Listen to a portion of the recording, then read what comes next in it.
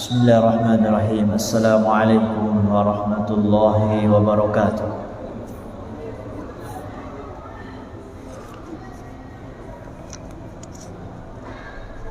Bismillah. Alhamdulillahilladzi as'ada wa ashqa wa amata wa ahya wa adhaka wa abka wa awjada wa afna wa afqara wa aghna وأضر وأقنى الذي خلق الحيوانات من نطفه تمنى والصلاة والسلام على سيدنا محمد صلى الله عليه وسلم وعلى آله وصحبه ومن تبعه إلى يوم الدين. أما بعد. Jamaah salat subuh rahimakumullah, kita lanjutkan kajian kita mengenai asraruz zakah atau rahasia zakat atau sisi batinnya ibadah zakat. Dan mungkin ini pertemuan terakhir untuk kajian saya. Nanti mungkin bagian akhir Ramadan akan lebih banyak mengkaji sisi fikihnya sama Ustaz Ramadan insyaallah. Jadi mungkin kita cukupkan terakhir ini kajian rahasianya zakat. Kemarin kita bahas bahwa supaya zakat kita benar diterima oleh Allah dan bisa sampai pahalanya panen di akhirat, maka ada 8 hal yang perlu kita perhatikan. Yang pertama, sebelum kita menunaikan zakat, kita harus tahu makna ibadah zakat itu. Makna kewajiban zakat kita harus pahami. Dan makna zakat ini ternyata ada 3. Pertama, bukti syahadat atau bukti cinta kita kepada Allah Subhanahu wa ta'ala, bahwa kita lebih cinta Allah daripada harta. Makna yang kedua, bahwa kita harus membersihkan diri dari sifat pelit atau bakhil yang ada dalam diri kita. Itu makna zakat. Kenapa kita berzakat? Selain membuktikan syahadat, tauhid dan cinta kita kepada Allah, kita juga harus membersihkan sifat bakhil yang ada di dalam diri kita. Makna yang ketiga adalah syukrun ni'mah, bentuk kesyukuran kita kepada Allah Subhanahu wa ta'ala. Itu maknanya. Jadi kita harus tahu maknanya. Lalu yang kedua yang harus kita perhatikan selain paham makna zakat, yaitu ketika waktu menunaikan zakat harus disegerakan. Jangan sampai terlambat. Atau kalau mau menunggu waktu yang afdol, maka jaga waktu afdol itu jangan sampai lewat. Jadi jangan sampai mentang-mentang nunggu waktu afdol. Waktu afdolnya zakat kan akhir Ramadan. Jadi sengaja nggak mau bayar zakat di awal Ramadan, di tengah Ramadan, karena mencari waktu yang afdol di akhir Ramadan, malah kelewat. Hati-hati, sengaja nyari waktu afdal malah kelupaan. Jadi kalau nunda itu harus dijaga betul. Jangan sampai tujuannya nyari waktu yang afdal malah keluar dari waktunya. Tiba-tiba pulang sholat Id baru ingat belum bayar zakat. Wah, jangan sampai. Lalu yang kedua, jadi menyegerakan kalau waktunya sudah tiba. Yang ketiga, poin yang ketiga yang diperhatikan zakat dari sisi batinnya adalah al-israr, harus merahasiakan. Bukan harus merahasiakan, tapi hati-hati dari sifat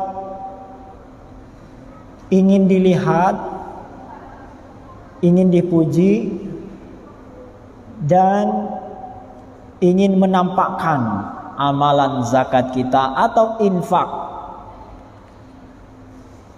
Tapi nanti ada pembahasan berikutnya yang kebalikannya. Makanya kita lanjut sekarang yang keempat. Ini kebalikan, Pak. Jadi kemarin yang ketiga, zakat itu harus disembunyikan.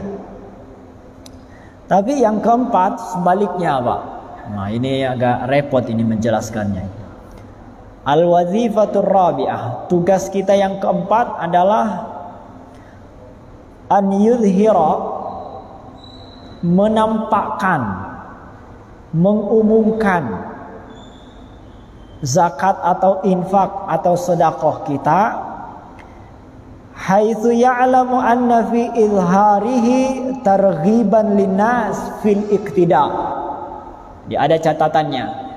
Boleh diumumkan kalau kita tahu bahwa dengan diumumkan atau ditampakkan itu akan menjadi motivasi bagi orang lain. Jadi silakan Pak, milih dua hal ini yang sebetulnya nggak bertentangan ya. Jadi disembunyikan kalau takut riya, ditampakkan kalau itu akan membuat orang termotivasi. Jadi disembunyikan ada dampaknya sekaligus ada efeknya, ada positif negatifnya. Ditampakkan juga sama. Jadi disembunyikan ada plus minusnya, ditampakkan ada plus minusnya. Jadi kalau takut riya, udah jangan diumumkan, jangan ditampakkan, jangan diperlihatkan. Tapi kalau merasa aman dari riya dan bisa memotivasi orang lain supaya diikuti, harus ditampakkan. Memang dua sisi ini selalu ada Pak di masyarakat kita itu ya. Dan di dalam Islam dua ini ada, artinya dipakai. Jadi tidak benar, tidak tepat juga kalau semua serba disembunyikan. Dimentang-mentang sudah mengkaji tentang ujub, riya, takabur, semua disembunyikan. Nah ini juga kurang tepat. Ada hal-hal yang harus ditampakkan, Pak. Jadi jangan sampai karena takut riya ya nggak pergi sholat jamaah. Bapak kenapa nggak sholat jamaah? Takut riya. Sholatnya di kamar aja, nggak ada yang lihat. Nah itu kalau ke masjid ya, kalau ke masjid takut dipuji, ingin dilihat. Gimana itu? Ada orang nggak mau sholat jamaah, takut riya. Nah, nggak bisa Pak, karena ada ibadah yang memang harus tampak. Ada ibadah yang bisa disembunyikan. Jadi ada yang sebaiknya tampak, ada yang sebaiknya disembunyikan. Nah kalau sedekah, infak, zakat ini disesuaikan kondisinya. Kalau merasa takut, khawatir Ria disembunyikan. Tapi kalau lebih nggak khawatir ria dan bisa menjadi motivasi yang lain, ditampakkan. Karena kalau semuanya disembunyikan, nanti nggak ada yang sholat di masjid, nggak ada. Ibadah haji juga itu harus tampak, umroh itu. Mau tidak mau harus kelihatan. Bahkan yang paling harus tampak itu taklim begini, ceramah. Gak bisa kan ceramah sembunyi-sembunyi. Siapa yang mau dengerin? Ceramah sendirian. Atau misalnya Nabi diutus ke dunia ini sembunyi terus di dalam kamar. Ya nggak ada pengikutnya. Jadi Nabi itu bahkan harus mengumumkan, aku ini Nabi. Coba itu. Jadi jangan juga kita menganggap semua yang tampak, semua yang diperlihatkan itu ria. Nggak ada hubungannya. Bahkan ada hal-hal justru harus diumumkan, Pak. Kalau Nabi nggak mengumumkan saya ini Nabi, nggak ada pengikutnya dan nggak bisa menjalankan tugasnya. Jadi Nabi harus mengumumkan dirinya, aku ini Nabi, tapi bukan Nabi sombong. Coba itu. Jadi kalau Nabi bilang, wahai manusia, ini Rasulullah, aku ini utusan Allah, sombong nggak itu? Enggak, Pak. Jangan dibilang, Nabi Muhammad sombong, gak menganggap dirinya Nabi. Emang Nabi. Jadi menyampaikan yang benar itu enggak semua ria. Karena ada hal-hal yang harus disampaikan, harus diumumkan. Nah, kalau nggak diumumkan kan orang nggak tahu. Kedua, jadi selain pesan agama harus disampaikan, kedua, supaya orang itu bisa mengikuti, Pak. Coba, Pak, andai kata sholat semua sembunyi-sembunyi, kan anak-anak gak tahu gimana sholat jamaah itu. Hikmahnya sholat itu di masjid kelihatan, semua orang bisa tahu, semua orang bisa belajar. Coba itu, andai kata gak ada sholat jamaah, semua sholat sembunyi-sembunyi, ya anak-anak gak tahu gimana caranya sholat. Jadi barokahnya ibadah sholat ini tampak, kelihatan, semua orang bisa lihat dan bisa belajar. Semua, Pak, bukan hanya sholat ya, banyak ibadah yang harus ditampakkan supaya orang belajar. Termasuk gini, bahkan di dalam kitab Ihya ini Imam Al-Ghazali itu memberikan pandangan yang cukup cukup agak berbeda dengan ulama yang lain. Kata beliau, kebaikan itu fitrahnya, asalnya harus tampak. Keburukan harus tersembunyi. Jadi kalau ada orang, Pak, berbuat onar, berbuat maksiat, itu nggak boleh dibongkar, harus ditutupi. Sementara kalau ada orang berbuat baik, itu harus dimunculkan, harus ditampakkan. Jadi kalau ada orang bahkan ada hadis itu, bahkan hadis qudsi ya. Jadi ada orang, Pak, berbuat maksiat, maksiatnya itu disampaikan, diceritakan ke orang lain. Maka Allah tegur, jangan sampai kalian berbuat dosa maksiat di malam hari, lalu engkau sendiri membukanya.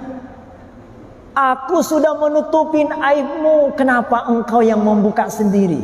Jadi kita nggak boleh, Pak, menceritakan keburukan kita ini. Oh, gimana itu ya? Selama ini kan nggak boleh menceritakan keburukan orang lain. Termasuk keburukan kita itu nggak boleh diceritakan. Bahkan ada ulama mengatakan termasuk orang yang menikah, masa lalunya yang buruk itu nggak boleh disampaikan kepada pasangannya.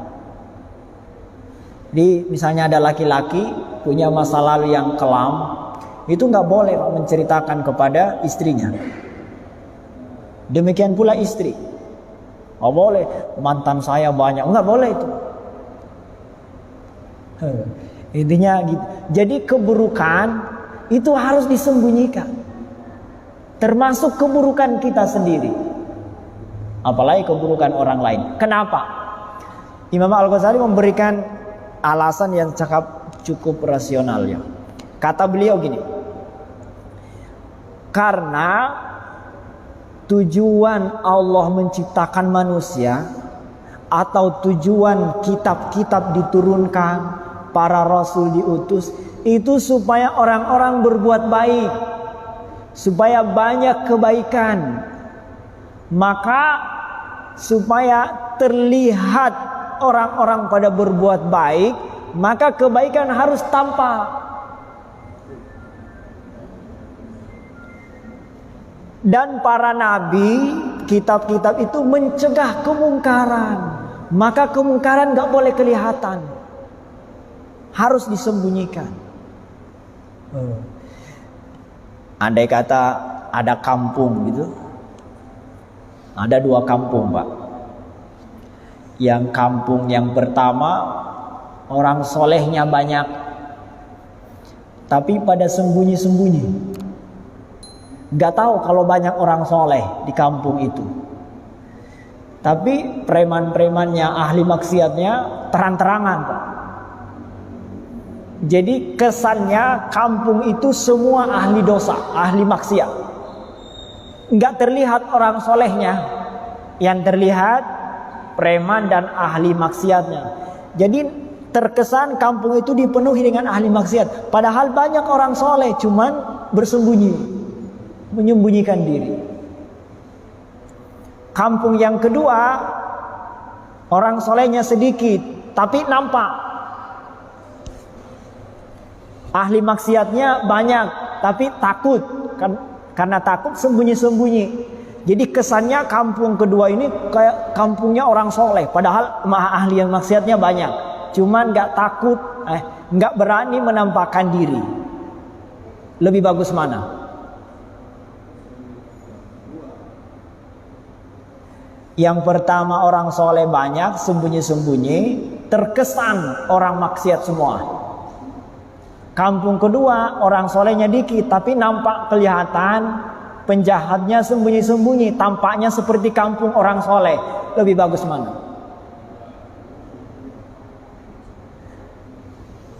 Bagus yang kedua Pak. Jadi tujuan Allah tuh supaya kebaikan itu lebih nampak daripada keburukan gitu. Jadi ini untuk mengimbangi Bapak. Jangan sampai atas nama takut ria, takut dipuji orang, akhirnya semua kebaikan itu disembunyikan. Enggak bisa. Jangan begitu juga. Jadi ada kebaikan harus ditampakkan untuk memunculkan kesan, wah, kampung ini terasa islami, terasa baik. Makanya Pak, di antara berkahnya negeri itu, negeri yang berkah, salah satu tandanya itu maksiat itu malu nampak. Jadi kalau ada kampung, kalau dianggap wah ahli sholat, merasa bangga, merasa senang gitu. Tapi bagi yang pelacur, ahli maksiat itu malu-malu menampakkan diri. Nah, itu cirinya kampungnya masih berkah. Karena maksiat masih kalah sama kebaikan. Dan itu harus dijaga, Pak. Makanya negeri kita ini masih sangat lumayan. Masih baik. Karena yang kebaikan itu masih pede. Sementara keburukan, kemaksiatan, masih takut, malu-malu. Mestinya begitu. Jangan sampai ketukar, Pak. Yang ke masjid malu, yang ke tempat maksiat malah, wah ini udah kebalik, Pak, itu kalau udah kayak gitu tuh. Jadi, wah ini panjang jadinya. Jadi yang ingin kita jelaskan di sini bahwa kalau memungkinkan untuk diikuti orang, untuk jadi motivasi bagi orang lain, maka ibadah atau infak atau zakat itu harus ditampakkan. Jadi an yudhira haitsu ya'lamu anna fi idharihi targhiban linnas, akan menjadi penyemangat bagi orang lain fil iktida, dalam mengikuti. Ini agak dipersempit, dipersingkat karena waktunya terbatas, biar selesai hari ini. Yang kelima, al-wazifatul khamisah, yang harus diperhatikan dalam berzakat atau bersedekah, infak, an la yufsidu sadaqatahu bil manni wal adha, tidak merusak sedekahnya, tidak menghancurkan sedekah atau infak atau zakat kita dengan manni wal adha. Al-man itu menceritakan lah, wal adha menyakiti. Jadi ada orang, Pak, mentang-mentang dia yang menolong, dia seenaknya berbuat kepada yang ditolong. Nah, itu yang nggak boleh. Makanya kata Allah, ya ayyuhalladzina amanu la tubtilu shadaqatikum bil manni wal adha. Hai orang yang beriman, jangan engkau membatalkan sedekahmu, infakmu dengan menyebut-nyebut dan menyakiti orang yang engkau sedekahin. Jadi kita nggak boleh merasa karena kita membantu, karena kita memberi infak, memberi sedekah, lalu kita merasa berjasa. Kita merasa berhak memarahi dia, menyuruh-nyuruh dia. Nggak boleh. Termasuk kepada anak, istri, nggak boleh, Pak. Bapak mentang-mentang kita ini sebagai bapak ya, yang nyari nafkah, lalu merasa sebagai raja yang harus dituruti semua keinginannya. Nggak bisa. Karena kita memberi nafkah kepada anak, istri, keluarga, itu kewajiban kita. Kalau kita nggak memberikan nafkah, kita bisa cari nafkah tapi nggak mau nyari, kita yang berdosa. Jadi anak, istri sama sekali nggak berhutang jasa kepada kita kalau kita menjalankan kewajiban kok.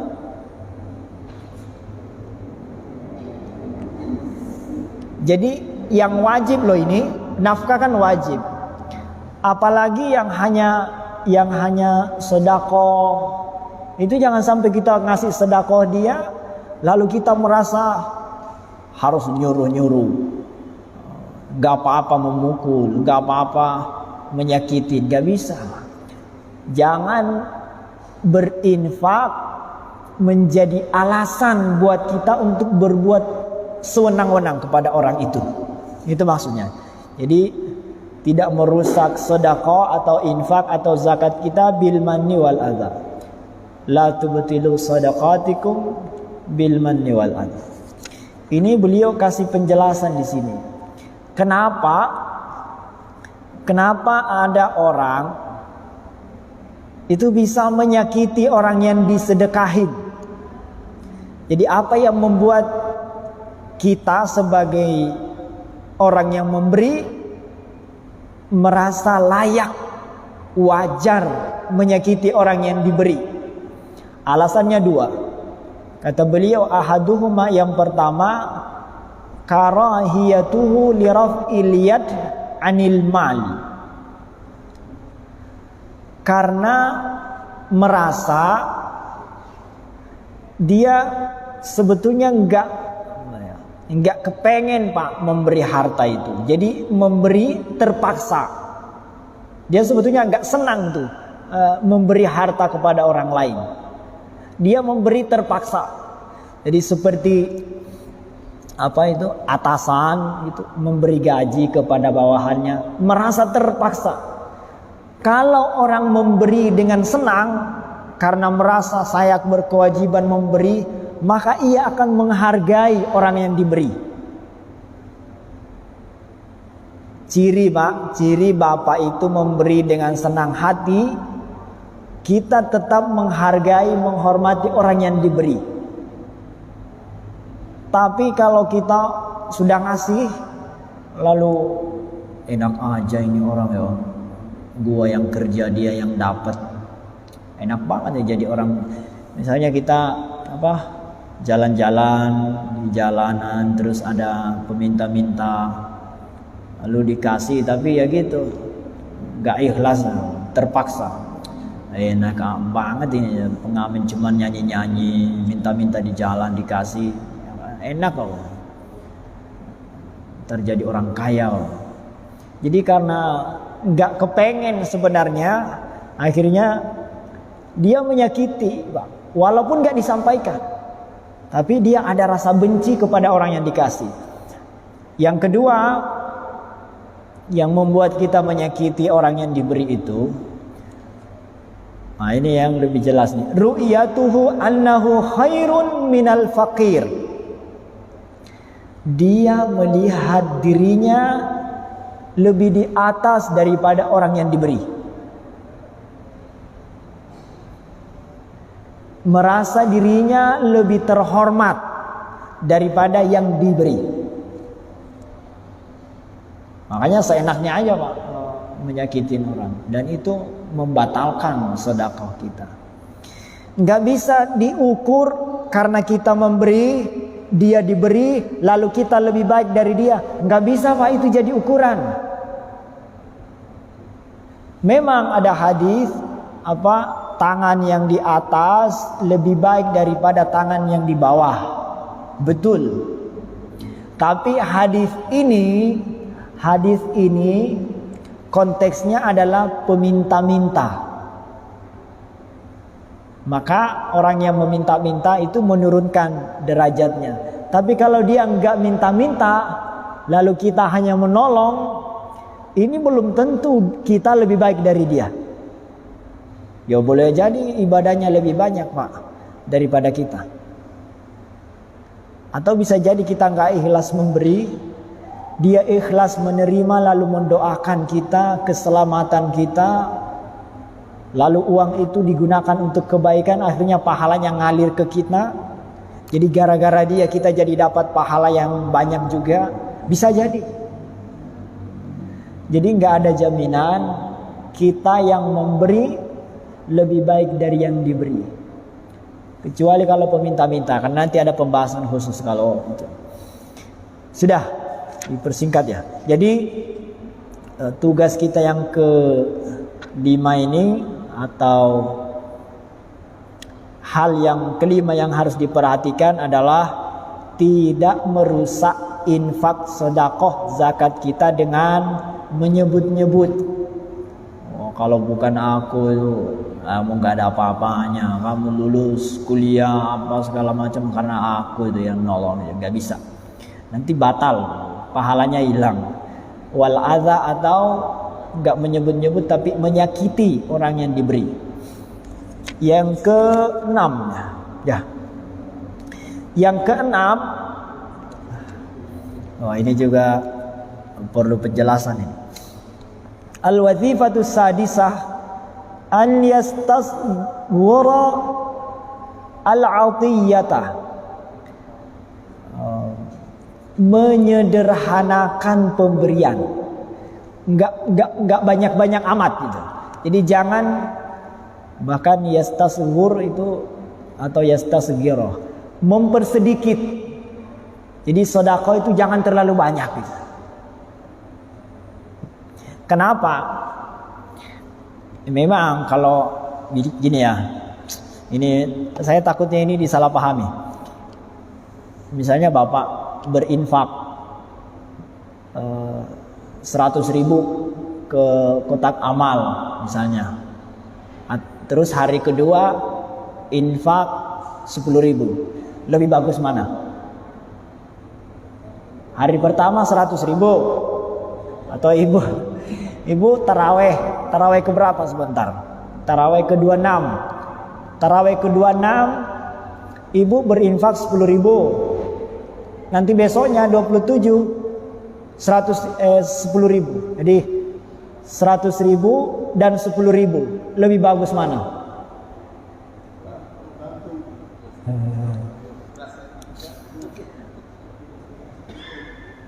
Secara kuantitas Pak, bagus yang 100 Pak. Kan pahalanya lebih banyak gitu. Jadi kalau berinfak 100.000 dan 10.000, tentu yang 100.000 lebih banyak. Tapi beliau gini, kalau bisa jangan banyak-banyak amat. Kenapa? Ini ya alasannya ini. Fa innahu, karena apa itu? Inista'dhamuha a'jaba biha, membesar-besarkan sedekah atau jumlah infak, zakat dan seterusnya, itu akan membuat engkau takjub kepadanya. Engkau akan merasa, wah ini amal keren. Jadi kita merasa takjub kepada amal itu.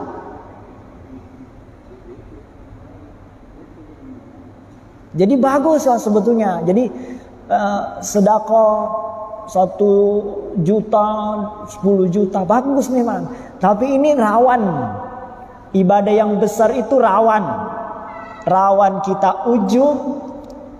Dan kata beliau, wal ujubu, kalau kita ujub bangga dengan amal yang banyak itu minal muhlikat. Ujub itu termasuk yang mencelakakan. 10.000 kan, masa sih 10.000 kita ujub kan nggak mungkin. Tapi kalau 1 juta, wah ini sayang ini kalau nggak diupload ini, kalau nggak diumumkan, dimasukin di status WA, status Facebook gitu. 1 juta kan lumayan. Alhamdulillah bisa membantu fakir miskin 10 juta tahun ini gitu. Rawan, bukan kita nggak mastiin pasti ria, nggak, rawan.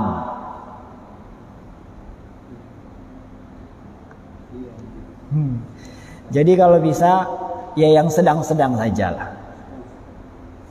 Yang bisa Bapak merasa aman, insya Allah nggak ria. Sama dengan ibadah yang lain Pak, bukan hanya sedekah ya, ibadah yang lain sama. Hanya sholat. Ya sholat tuh kalau Bapak misalnya semalam sampai 500 rakaat misalnya. Ini rawan ini. Rawan apa? Rawan diceritakan. Masih sambil duduk cerita. Wah saya seumur-umur barusan semalam tuh sholatnya sampai 100 rakaat. Rawan diceritakan. Dan kita bangga saat menceritakannya itu. Apalagi kalau orang, wah masa sih? Wah itu berarti Anda, Bapak ini udah kelasnya kelas wali. Wah udah makin jadi. Jadi ibadah yang banyak itu rawan diselipi oleh ujub, ria dan seterusnya. Maka atau beliau diperkecil. Tapi jangan jadi alasan, wah kalau gitu 1.000 aja lah. Oh, infak nggak usah 2.000 ya 1.000. Padahal katanya harus diperkecil biar. Ini ya repotnya ilmu itu begini nih. Jadi satu sisi kalau dijelaskan begini dipahami lain lagi, ntar dijelaskan sebaliknya jadi lain. Kalau harus banyak, tahu-tahu ibadahnya, sedekahnya banyak, jadi riya lagi. Dijelaskan lagi, jangan banyak-banyak, nanti riya, nanti ingin dipuji, makin kecil lagi ya. Jadi repot. Ilmu itu begitu Pak. Jadi repotnya menjaga ilmu karena dua sisi itu rawan disalahpahami. Dan semua ibadah begitu. Semua jenis kebaikan mesti ada begitu. Contohnya begini. Ada orang mentang-mentang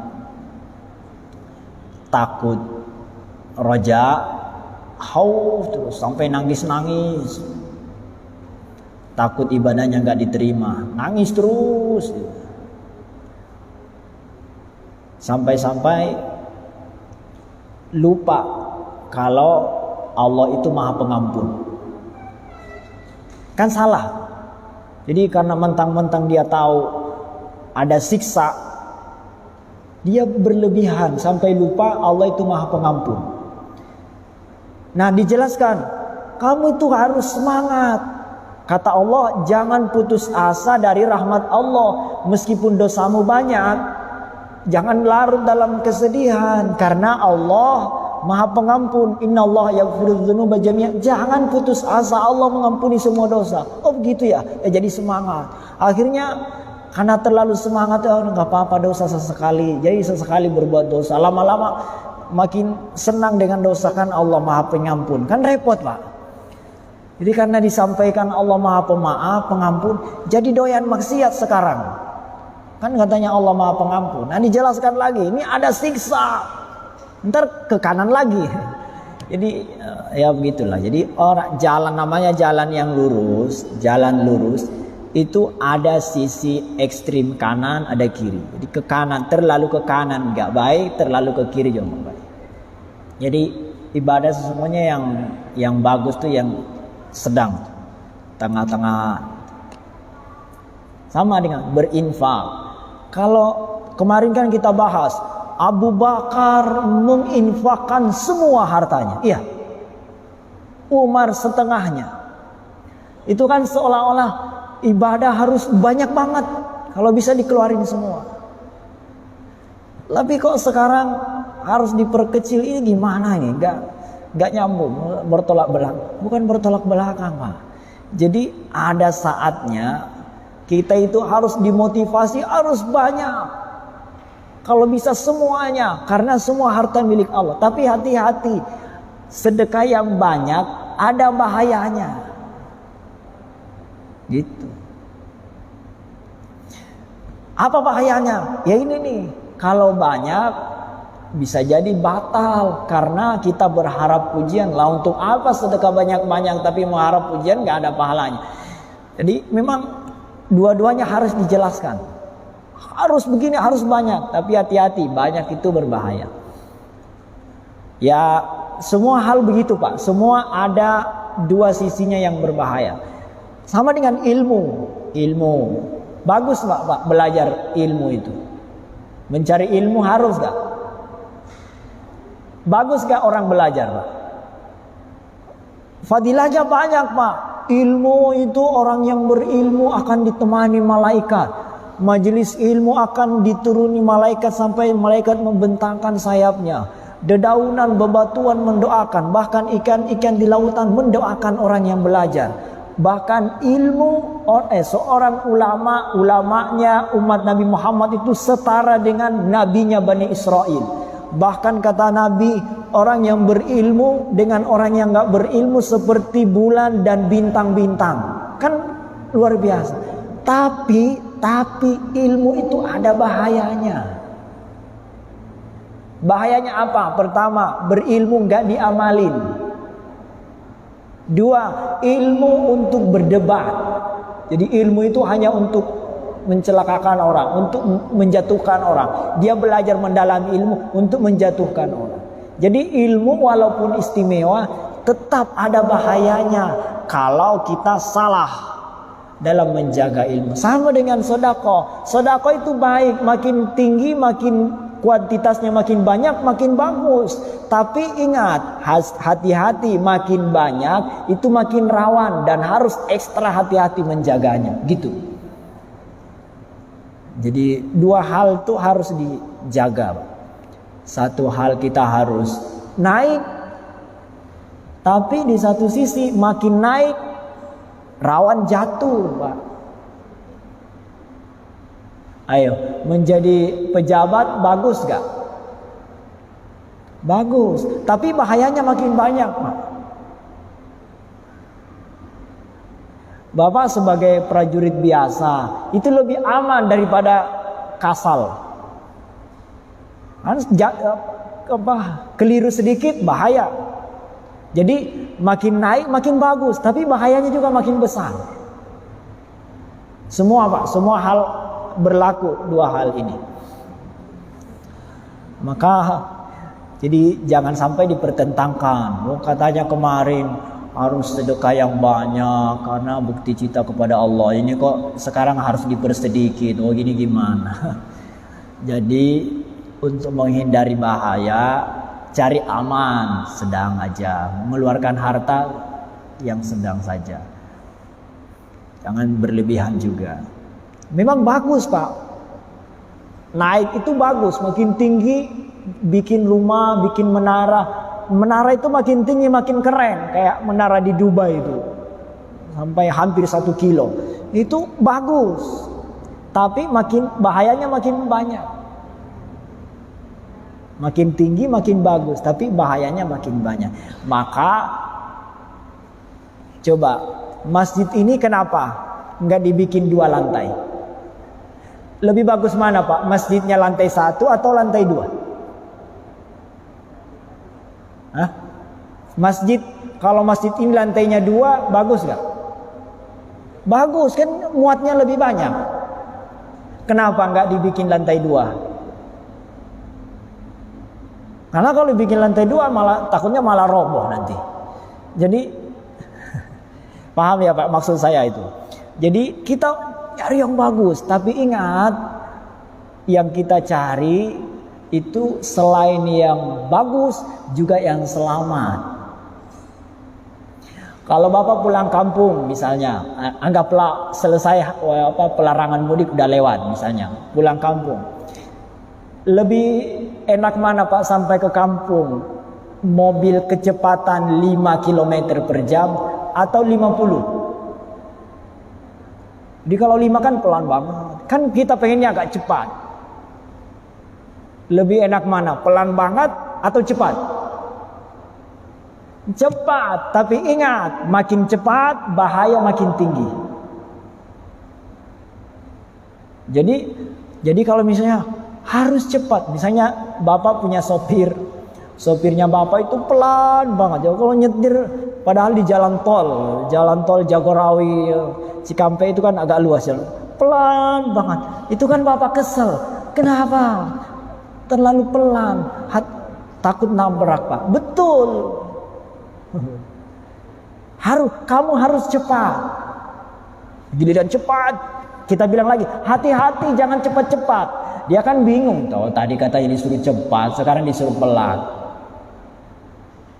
Ilmu itu begitu. Jadi ada saatnya kita didorong, ada saatnya kita harus direm. Jadi kalau kemarin itu waktu membahas Abu Bakar sedekahnya, itu gas. Perlu Pak gas itu supaya kita termotivasi. Nah sekarang hati-hati, jangan terlalu banyak nanti ria. Itu rem, hati-hati sebagai warning. Wah ini jadi habis waktunya nih. Ini ngajinya sampai sejelas begini ya. Kalau Bapak masih belum paham ya terlalu lah. Yang ketujuh, tinggal 2 nih. Yang ketujuh tugas kita untuk memperlakukan zakat ini, memperhatikan zakat. An yantaqiya min malihi ajwadahu wa ahabbahu ilaihi wa ajlahu wa atyabuh. Harus membersihkan an yantaqiya min malihi. Harta yang dikeluarkan itu harus bersih, harus baik, kita sukai, harus halal dan harus suci. Jadi jangan sampai yang dikeluarkan itu ya hasil korupsi, ya hasil nyolong, nggak bisa. Karena kata Allah, kata Nabi SAW, Innallaha thayyibun la yaqbalu illa thayyiba. Allah maha baik, maha suci, nggak menerima kecuali yang suci. Itu baik. Jadi selain kita maksimalkan amal, kita juga perhatikan barang yang kita keluarkan, bersihkan. Jangan sampai barang yang syubhat, yang nggak jelas. Nah, yang kedelapan, yang terakhir yang harus diperhatikan adalah an yatluba li sadaqatihi mentazku bihi sadaqah. Harus mencari, harus menuntut melalui sedekahnya untuk membersihkan dirinya. Jadi dengan sedekah kita berharap, memohon melalui zakat itu, melalui sedekah ini kita membersihkan diri kita. Ya, karena sudah bunyi alarmnya. Saya kira cukup sekian, Pak. Ini masih ada penjelasan tambahan, tapi waktu sudah habis dan insya Allah kita cukupkan pengajian zakat ini. Sekarang tinggal pendalaman tata caranya. Ustaz Romdon masih puasa ya? Kayaknya besok Sabtu beliau udah puasa itu. Udah zakat, membahas zakat lebih detail lagi tentang lahiriahnya, tata caranya, kaifiatnya. Jadi kalau kita simpulkan dari kajian rahasia atau asraruz zakah yang kita bahas di sini, kita bisa simpulkan bahwa mengeluarkan zakat atau infak atau sedekah itu sesungguhnya bukti atau bentuk penyerahan kita kepada Allah. Jadi sesungguhnya kalau kita keluarkan harta itu, kita kembalikan kepada Allah. Makanya zakat itu harus lillah. Makanya seharusnya Pak, kita itu nggak puas dengan zakat. Harus ada infak, ada sedekah. Karena kalau zakat saja, harta ini kan dari Allah. Masa kita kembalikan ke Allah pakai hitung-hitungan? Giliran kita dikasih, Allah nggak pakai hitung-hitungan. Jadi kalau Bapak hanya mengeluarkan zakat saja, itu kan kita pakai hitung-hitungan banget. Ke Allahnya pakai hitung-hitungan banget. Dan itu nggak wajar seorang muslim. Wah, Allahnya pakai hitung-hitungan. Karena harta itu milik Allah. Nah, zakat Allah yang nyuruh, bahkan infak Allah yang menyuruh. Jadi gini, andai kata ada orang Pak, orang kaya itu mengirim ke rumah Bapak, dia mengirim beras 1 truk, beras 1 truk. Lalu yang ngirim ini nelpon, Pak, itu beras yang dikirim 1 truk itu nanti dibagikan ya Pak ke tetangga-tetangga. Itu dibagiin gak? Kalau Bapak dikasih amanah, lalu yang ngasih amanah itu nyuruh, lalu kita pakai hitung-hitungan, ya gak usah dikasih semua tetangga lah, kasih sedikit aja, 5 liter atau 10 kilo aja. Padahal yang dikirim 1 truk. Itu kan jahat banget. Nah, harta yang kita punya ini Allah kirim. Allah yang kirim. Lalu Allah bilang bantu orang yang miskin, keluarin zakat, keluarin sedekah, infak. Lalu kita hitung-hitungan, Pak. Apa kita nggak malu? Kan bukan punya kita. Jadi kalau kita merasakan, menghayati harta itu bukan punya kita, itu ringan Pak. Ngeluarinnya itu ringan. Ya nggak butuh ria, nggak butuh dipuji, nggak butuh. Karena memang harta itu bukan punya kita. Bahkan kalau kita pahami Pak, zakat, apalagi zakat ya, itu kan memang bukan hak kita. Yang kita keluarin zakat itu memang punya dia. Kalau infak masih punya kita, lalu kita sedekahkan, infak. Nah, kalau zakat memang punyanya si miskin. Punyanya orang miskin, bukan punya kita. Justru kalau kita nggak keluarin, berarti kita nyolong, Pak. Orang yang nggak ngeluarin zakat itu nyolong, punya orang diambil. Oh, itu kan keterlaluan sekali.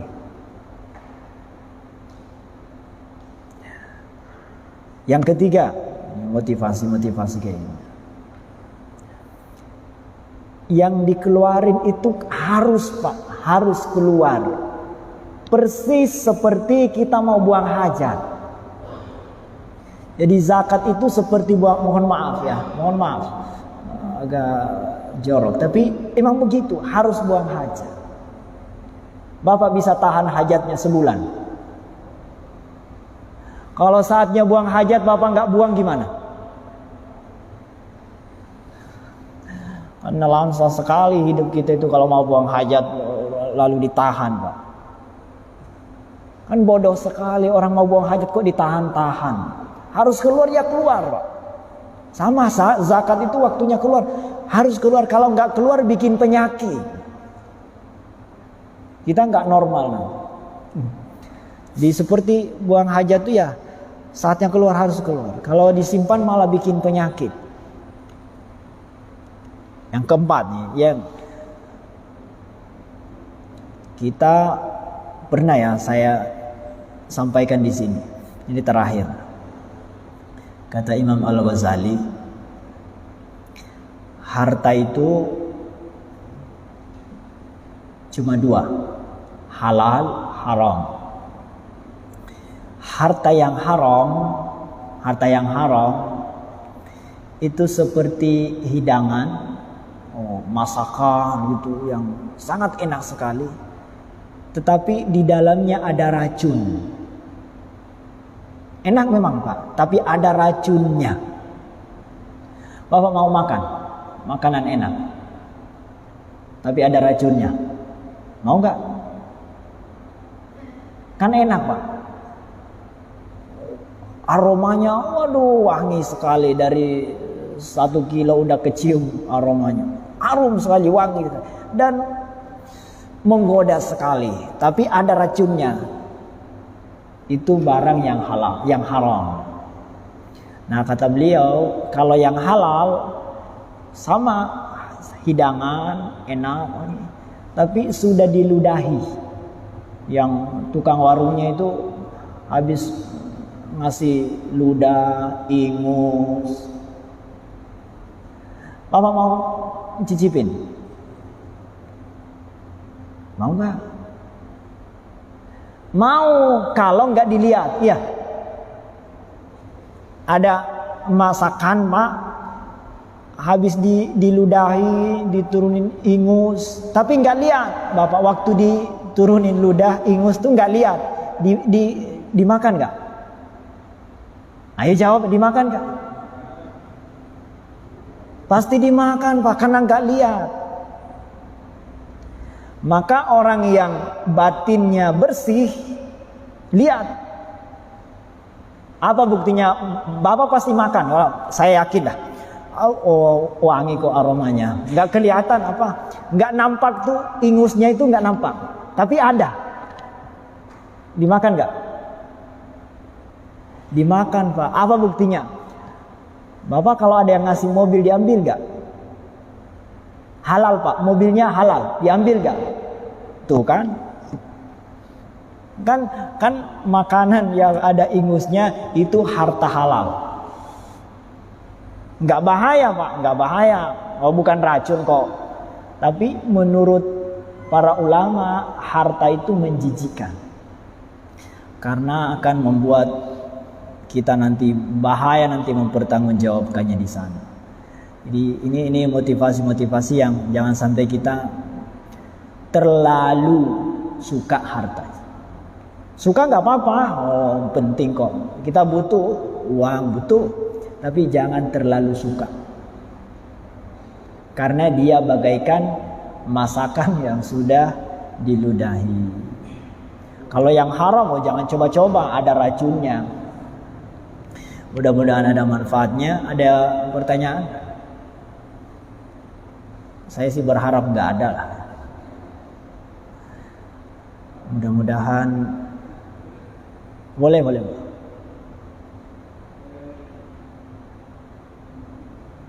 Silakan. Ya.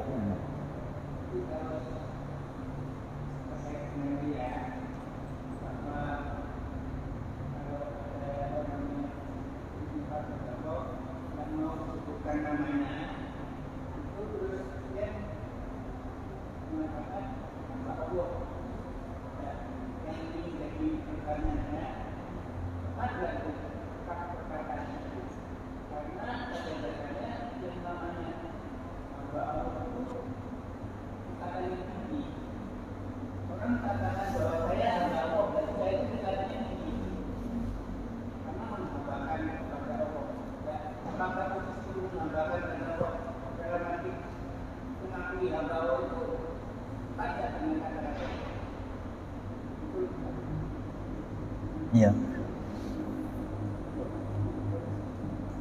Tapi kurang enak juga Pak kalau kita dapat sumbangan dari hamba syaitan, kan gak enaknya. Jadi sebetulnya nggak apa-apa ya Pak. Jadi merasa hamba Allah, justru tergantung kita melihatnya. Menganggap hamba Allah itu satu sisi itu makom yang tinggi, karena dia sudah merasa orang yang jadi hamba Allah, dan jadi hamba Allah itu kan nggak mudah ya untuk perjuangan. Jadi nggak. Tapi ngaku-ngaku sebagai doa itu justru bagus. Jadi mungkin malah berharap jadi doa, wah supaya saya jadi hamba Allah, kan nyari padanan yang lain apa? Mungkin yang lebih tepat menurut beliau, menurut mereka ya hamba Allah lebih pas lah. Kalau boleh sih pakai fulan, tapi kan mungkin lebih sopan. Kalau hamba Allah nggak apa-apa. Jadi insya Allah nggak apa-apa pemilihan itu. Yang kedua, satu sisi hamba Allah juga menunjukkan dia rendah. Jadi saya hambanya Allah. Itu kan sesungguhnya bentuk kehambaan itu justru bentuk kerendahan. Jadi merasa hambanya Allah. Makanya kemarin kita bahas tuh ceritanya Syekh Ibrahim bin Adham ketika ditangkap sama tentara ya, di tengah padang pasir. Kamu siapa? Kamu hamba ya? Iya, saya hamba. Akhirnya ya dipukul, ya ditempeleng karena dikiranya hamba sahaya. Ternyata maksud dia hamba ya hamba Allah. Jadi mengatakan hamba Allah nggak apa-apa, karena itu juga bisa bermakna kerendahan. Ya, nggak apa-apa. Sekaligus nanti saya nggak mau mengkritik ya, kalau dia mau menyebut hamba Allah nggak mau menyebut namanya, mungkin takut ria. Ya mungkin takut ria. Tapi bagi mereka yang rela namanya disebut, nggak bisa juga disalahkan, karena ria itu nggak tampak. Kita nggak boleh menghukumi disebut namanya oh berarti ria, enggak, belum tentu. Orang yang disebut namanya belum tentu ria, karena bisa jadi hatinya nggak ria, hanya ingin memberikan motivasi kepada orang lain. Masa si miskin aja bisa berinfak, saya enggak gitu. Jadi kalau ada orang miskin Pak, maksudnya orang bukan orang kaya, nyumbang disebut namanya, itu justru memotivasi orang lain. Oh dia aja bisa, masa yang ada gajinya nggak bisa, dia aja nggak ada gajinya bisa. Jadi yang disebut namanya diumumkan itu belum tentu ria. Mungkin ada baiknya juga, bisa menjadi motivasi kepada yang lain. Cukup ya Pak. Ya, jadi boleh saja hamba Allah, yang penting jangan hamba syaitan lah ya. Hamba Allah atau ya. Dan itu sudah mentradisi ya, di mana-mana orang begitu ya. Kalau nggak mau disebut namanya ya pakai hamba Allah, ya nggak apa-apa lah. Mudah-mudahan jadi doa. Al-Fatihah.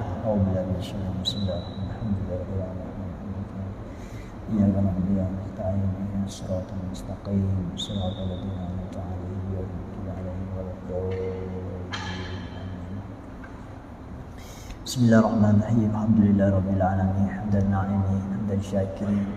حمدا يوافي نعمه ويكافئ مزيده يا ربنا لك الحمد كما ينبغي لجلال وجهك الكريم وعظيم سلطانك salli wa sallim wa barik ala sayyidina Muhammad wa ala alihi washabbihi ajma'in.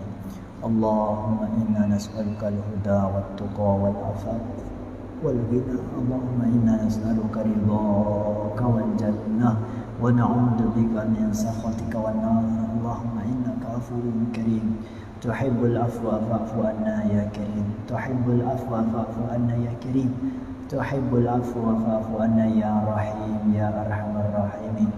Rahmah wa abwaban najat wa abwabas salama wa abwabal jannah birahmatika ya arhamar rahimin. Allahumma rabbana taqabbal minna salatana wa siyamana wa qiyamana wa takhashu'ana wa tadarru'ana wa ta'abbudana wa tamim taqsirana ya Allah ya arhamar rahimin. Ya Allah, berkahi majlis kami ini ya Allah. Jadikan majlis-majlis kami selama ini menjadi amal soleh di sisimu. Catatkan iktikaf kami ini, duduk-duduk kami ini selama ini di masjid ini menjadi amal ibadah di sisimu yang akan kami panen nanti pahalanya di hari kemudian. Ya Allah, berikan kami taufik ilmu sehingga kami bisa mengetahui ilmu yang datang darimu, ilmu tentang agamamu, ilmu yang membuat kami semakin mengenalmu. Karuniakan ilmu yang membuat kami semakin patuh dan tunduk padamu. Ilmu yang membuat kami semakin pasrah dan tawakal padamu. Ilmu yang membuat kami semakin cinta dan rindu ingin berjumpa denganmu. Ilmu yang membuat kami semakin merasa nikmat dan bahagia bersamamu ketika menyebut namamu, merasa nikmat dan merasa syahdu ketika sujud dan ruku di hadapanmu. Ilmu yang membuat kami merasa gelisah jika jauh darimu dan merasa tersiksa jika tidak bersamamu, jika tidak menyembah dan bersujud dan ruku padamu. Allahumma ja'alna min ibadikas salihin wa min ibadikal muhsinin al-muttaqin al-muqarrabin. Ya Allah, terima amal-amal ibadah kami di bulan suci ini ya Allah. Mudah-mudahan kami bisa menyempurnakan sampai akhir Ramadan nanti, dan semoga kami keluar di bulan Ramadan ini persis seperti bayi yang baru lahir. Semua dosa-dosa kami Engkau hapuskan dan Engkau ampunkan ya Allah, dan Engkau pertemukan kami kelak nanti di Ramadan yang akan datang dalam suasana yang lebih baik lagi. Berikan kami kesembuhan atas penyakit yang kami derita, baik penyakit lahiriah maupun penyakit hati ya Allah. Sehatkan seluruh anggota keluarga kami, anak, istri, keluarga, saudara, orang tua, kakek, nenek, cucu, ponakan, semuanya keluarga dan tetangga-tetangga kawan-kawan kami.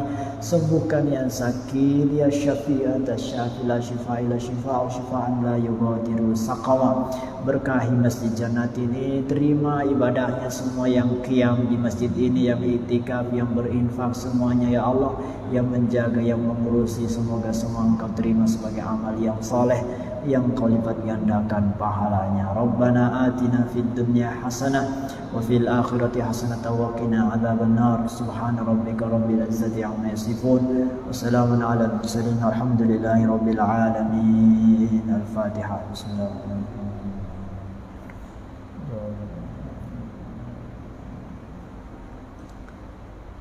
Allahumma waffiq ila aqwamit thariq. Subhanakallahumma bihamdika asyhadu an la ilaha illa anta astaghfiruka wa atubu ilaik. Assalamualaikum warahmatullahi wabarakatuh.